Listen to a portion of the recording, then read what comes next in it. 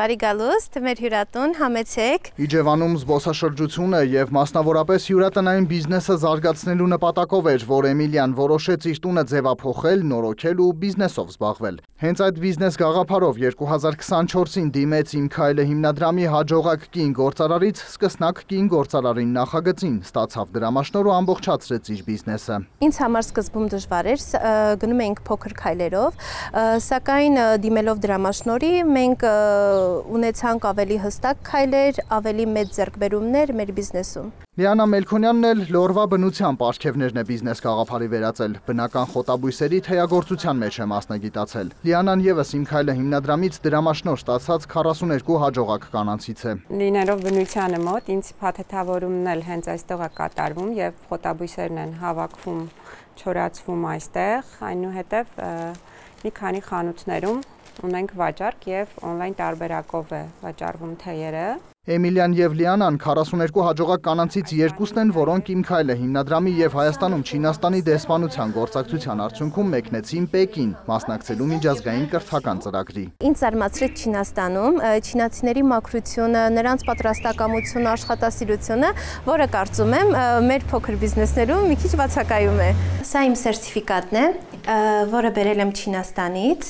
Այստեղ մենք երկու մասնակիցներն ենք հիմնադրամի։ Հպարտությամբ բերել եմ եւ դրել եմ շատ կարեւոր անկյունում, քանի որ ունեմ հպարտություն ունենալ նման սերտիֆիկատ։ Տպավորությունները շատ մեծ են, կասեմ, որ բավականին խորը մշակութային ինքը երկիր է եւ հենց մշակույթ եւ туриզմ այդ թեմայով էր մեր այցը այնտեղ ճանաչողական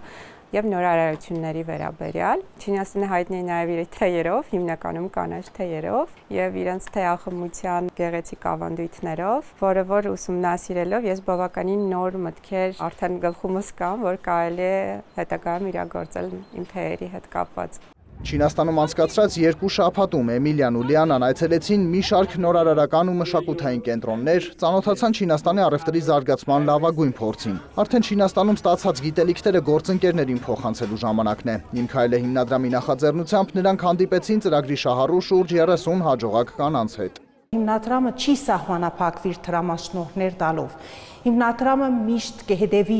իր շահառուներին, կհետևի բիզնեսի հաջողություններին կամ եթե ունեն խոչընդոտներ կամ մարտահրավերներ եւ կհետևի նույնիսկ շահառուների զարգացման ինքնագրթության, որովհետեւ հիմնադրամի բոլոր ծրագրերի հիմքում կրթական բաղադրիչն է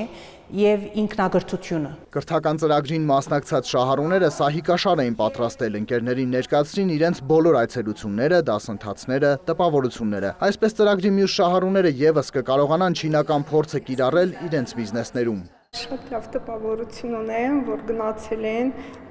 փորձի փոխանակում են արել, մի բան սովորել են ու շատ ուրախ եմ, որ մենք էլ կունենանք այդ հնարավորությունը, որ մենք էլ գնանք, մի բան սովորենք ու գանք մեր բիզնեսը աճացնենք։ Իսկ այդ հնարավորությունը մի խումբ եւս կունենա, քանի որ Իմ քայլը հիմնադրամը իր միջոցներով փորձի փոխանակման մեկ այլ ծրագիր է մեկնարկում։ Վերաբարձման դասընթացները եւ փոխանակման այցերը պիտի լինեն շարունակական։ Մենք նախադեсել ենք մեր շահառուները ուղարկել նորից թե Չինաստան, թե ուրիշ եվրոպական երկրներ, մասնակցելու տարբեր սեմինարների, workshop-ների։ Առաջիկայում մեծ խմբից նախադեсել ենք 12 կին նորից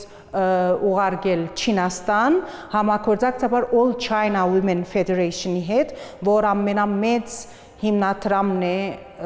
Չինաստանում։ Հաջողակից սկսնակին ծրագիրը Իմ քայլը հիմնադրամը մեկնարկել է 2024-ին։ Հաջողակ կին գործարարից սկսնակ կին գործարարին նախագծի շահառուներն արդեն ստացել են դրամաշնորհները եւ ունեն կայացած բիզնեսներ։ Երկրորդ փուլը երիտասարդի երազանքն արդեն 25-ից 40 տարեկան տղամարդկանց համար էր։ Նրանք արդեն ավարտել են բիզնես պլանավորման եւ կառավարման դասընթացները։ Շուտով հիմնադրամը կսկսի ֆինանսավորումը։ Հիմնադրամը նախաձեռնել է նաեւ երրորդ փուլը՝ Ստեղծենք միասին, օգնելու են վերջին 5 տարում ամուսնացած, բայց դեռ երեխա չունեցող կամ մինչև 3 տարեկան մեկ երեխա ունեցող ընտանիքներին բիզնես հիմնել։ Մուշեղի Սախանյան, Սեյրան Անտոնյան, լուրեր։